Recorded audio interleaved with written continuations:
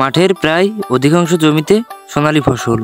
এবারে তাপমাত্রায় প্রচণ্ড চোট থাকলেও সোনালী ফসলের আশানুরূপ ফলনে কৃষকের মুখে আনন্দের ছাপ। তবে সার, কীটনাশক, পানি ও শ্রমিকের বাড়তি দামের কারণে লাভ লসের হিসাবে কৃষকের লাভ না হলেও ভোগান্তি কিন্তু কমছে না। আমাদের বাড়ির আশেপাশে প্রায় এরকম ছোট বড় মাঠ। এখন দুপুর বাজে 12টা।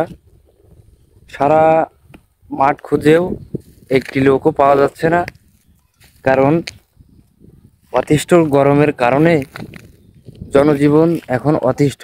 শ্রমিকরা 6টা থেকে দুপুর 12টা পর্যন্ত টাইমিং সিস্টেমের মাধ্যমে শ্রমিকরা কাজ করছে।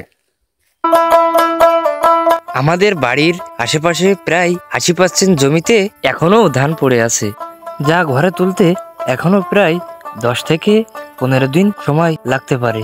তবে গ্রীষ্মের এই শুষ্কতার কারণে সময় যুক্ত হতে পারে আরও কিছুদিন।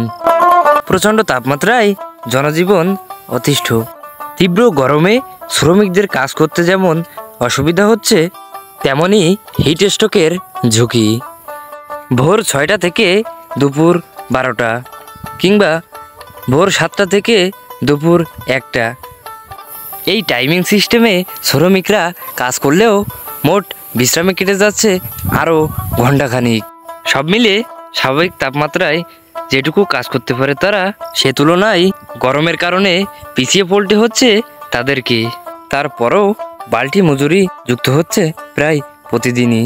ধান রোপণ থেকে শুরু করে ঘরে তোলা আগপন্থী লসের ভাণ্ডার।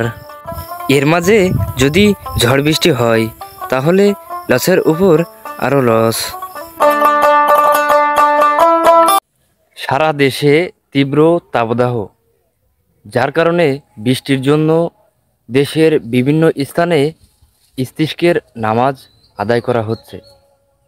এদিকে বাংলার কৃষকেরা চাচ্ছেন আরও কিছুদিন আবহাওয়া এরকম থাকুক, কেননা যদি এই মুহূর্তে ঝড় বৃষ্টি শুরু হয় তাহলে বাংলার এই সোনালী ফসল ধানের অনেক বড় ক্ষতি হতে পারে। কেননা আল্লাহ যা কিছু করেন বান্দার মঙ্গলের জন্যই করেন। অতিরিক্ত তাপদাহের কারণে পুকুরের মাছ মাটিতে উঠে আসছে। লসের হিসাব নিকাশে শ্রমিকের বাড়তি মজুরি দায় নয়, এর জন্য দায়ী দেশের সুদিমহল। সার, কীটনাশক, তেল ও বিদ্যুতের দাম তুলনামূলক বেশি থাকায় ও ধানের দাম কম থাকায় এ কৃষকের লস। ধান চাষে কৃষক স্বাবলম্বী না হলেও স্বাবলম্বী হোক তারা, যাদের ব্যর্থতার গেড়াকলে জিম্মি এখন সাধারণ মানুষ।